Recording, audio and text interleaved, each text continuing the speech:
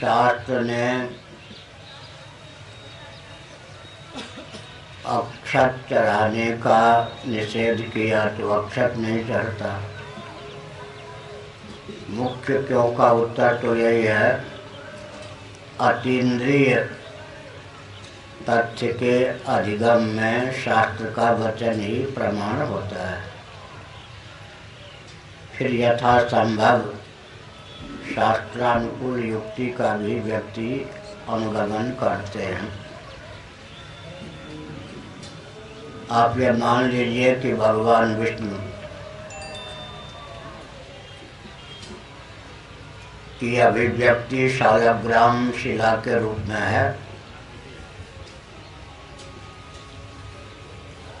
भगवान विष्णु ही शालग्राम शिला के रूप में अभिव्यक्त हैं।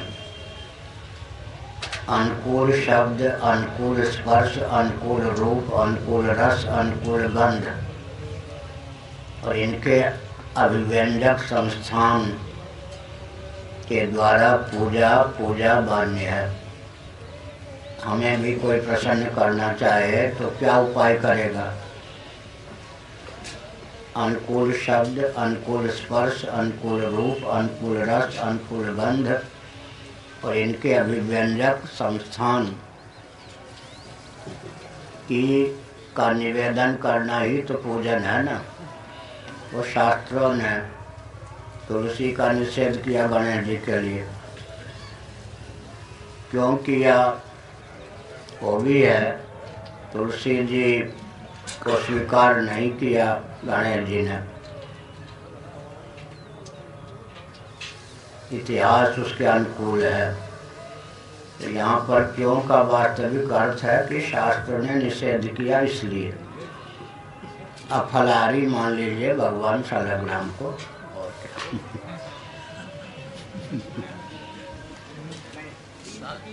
पूजा में महिलाएं और लड़कियां निषेधित हैं, न करें। क्या महिलाएं और लड़कियां? बैठे, महिलाएं अलग, लड़कियां अलग, हर पुरुष भी नहीं। जी जी। आप जब ये भाई वहाँ रखो ना, फूल यहाँ रखो। पुरुषों में भी परंपरा से समय पर जिनका यज्ञोपवीत हुआ है, संध्या आदि के नियम का पालन करते हैं, शिखा सूत्र संपन्न है, वे ही स्पर्श पूर्वक शालग्राम भगवान का पूजन कर सकते हैं। हर पुरुष भी शालग्राम के पूजन में अधिकृत नहीं है। अगर अधिकार परंपरा का अतिक्रमण करके पूजन करते हैं तो विस्फोट होता है, प्रतिकूल फल की प्राप्ति होती है। शास्त्रों में जो विधि निषेध है वो प्रयोक्ता लाभान्वित हो, हानिग्रस्त ना हो, क्षतिग्रस्त ना हो, इस भावना से। राग द्वेष या अज्ञान मूलक विधि निषेध नहीं है।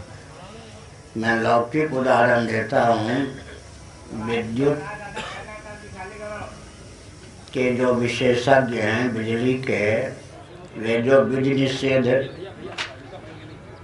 लागू करते हैं विद्युत के प्रयोग के लिए, उसका अतिक्रमण करने पर व्यक्ति घायल हो सकता है, मर सकता है या नहीं। जैसे विद्युत को लेकर विधि निषेध है, उसका तात्पर्य है प्रयोक्ता लाभान्वित हो सके, हानि से बच सके।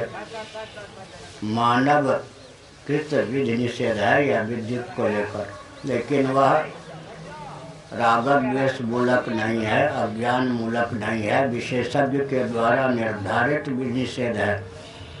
उसका अतिक्रमण करने पर हानि होती है। इसी प्रकार से ऐसा नहीं है कि ब्राह्मण या सन्यासी हर कार्य में अधिकृत है। वक्ता लोग तब विस्फोट कर देते हैं जब स्त्री और शूद्र को लक्ष्य बनाकर वो बोलने लगते हैं। इस बात को भूल जाते हैं कि ब्राह्मण भी, सबसे ज़्यादा निषेध तो ब्राह्मण के लिए है, उससे भी निषेध सन्यासियों के लिए भी है, उससे भी अधिक निषिद्ध हमारे लिए है कि अग्नि भी हम स्पर्श नहीं कर सकते।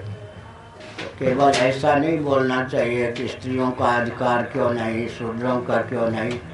सबसे ज़्यादा निषेध तो हम पर लागू है या नहीं।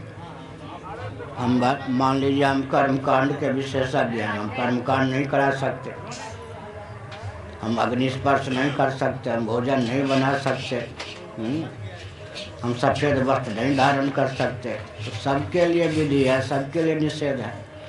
ऐसा नहीं कि शूद्रों के लिए निषेध है। बहुत सी ऐसी चीज़ें हैं जो शूद्रों के लिए निषिद्ध नहीं है। लहसुन प्याज ब्राह्मण के लिए निषिद्ध है क्या। और कुछ ऐसे पदार्थ हैं जहाँ किसी के लिए निषेध नहीं है। निषेध केवल स्त्रियों के लिए ही नहीं है। अब यज्ञशाला में दक्षिण भाग में बैठाया जाता है या नहीं, तो सम्मान हुआ या नहीं। पुरुष कहें कि नहीं तुम पत्नी हो, तुम भाई और बैठो, तो यज्ञ का फल नहीं मिलेगा।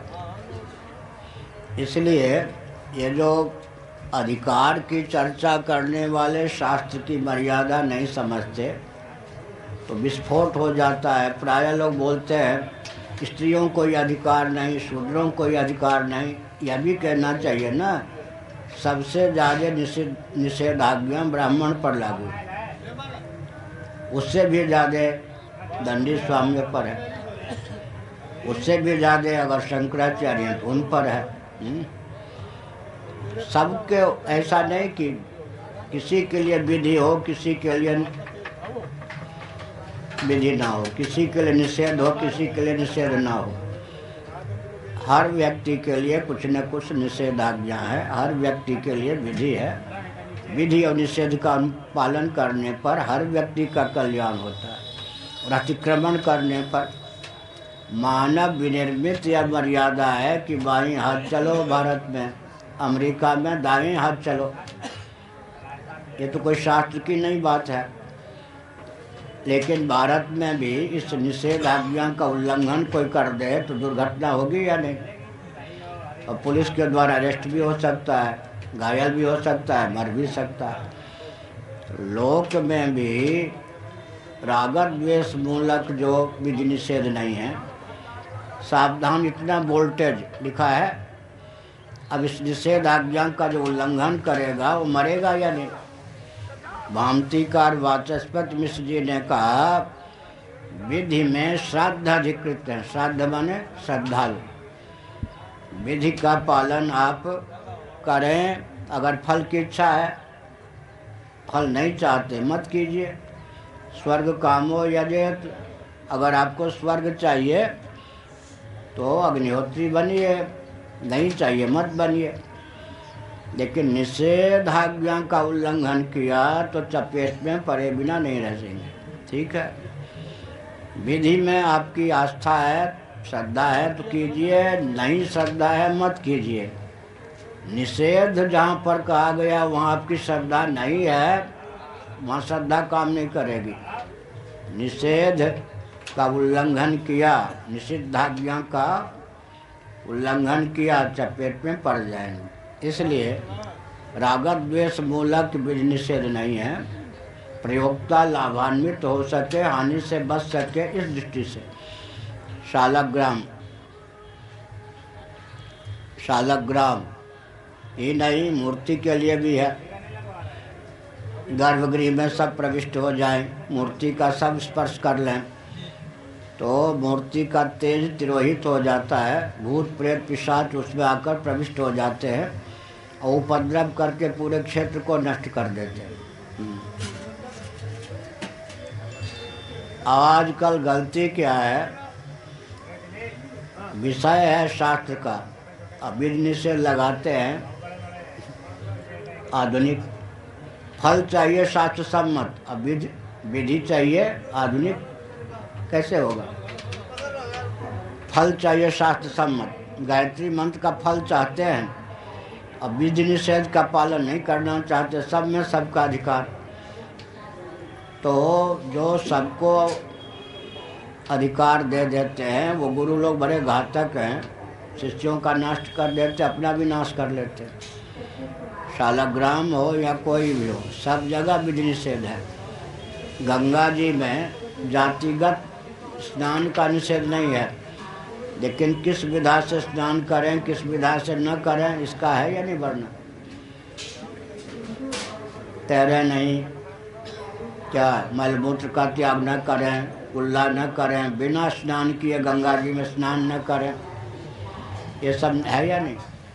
कोई भी वस्तु है उसका आप सेवन करेंगे तो लाभान्वित होने के लिए विधि और निषेध दोनों का पालन करना ही पड़ेगा। ठीक, और कोई